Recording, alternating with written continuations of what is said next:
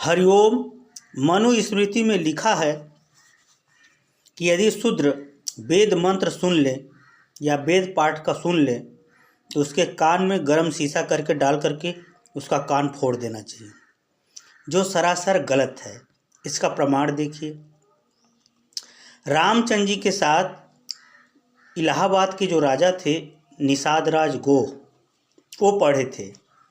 उस समय वशिष्ठ जी के आश्रम में वेद मंत्र यज्ञ इत्यादि सब हुआ करते थे, उसकी शिक्षा दीक्षा दी जाती थी। दूसरा प्रमाण है माता सबरी। माता सबरी भी जो है अपने मतंग ऋषि के आश्रम में वेद मंत्र इत्यादि सा उसमें यज्ञ हुआ करता था, वो भी सुनी तब भी कान नहीं फोड़ा गया। अर्थात ये बात मनुस्मृति में गलत देखी है कि शूद्र अगर सुन ले तो उसके कान में शीशा डाल के उसका कान फोड़ देना चाहिए।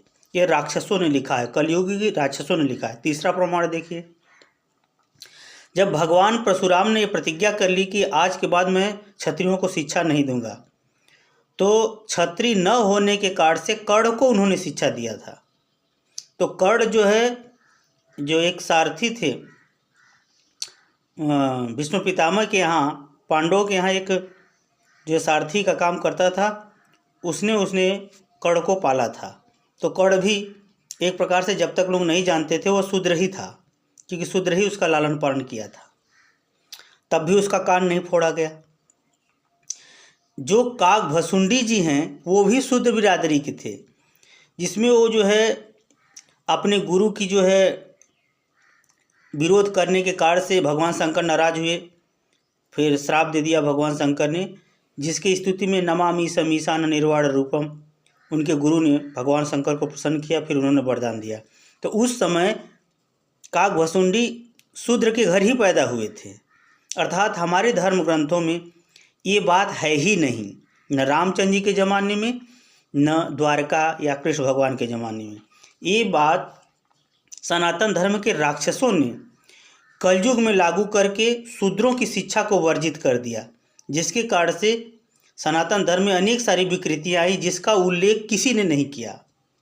जब सनातन धर्म सर्वोत्तम है तो मानव कल्याण तो हर जगह होना चाहिए। फिर इन्होंने अत्याचार फैला करके आज सनातन धर्म को सिमेट करके दो देशों में ही रख दिया।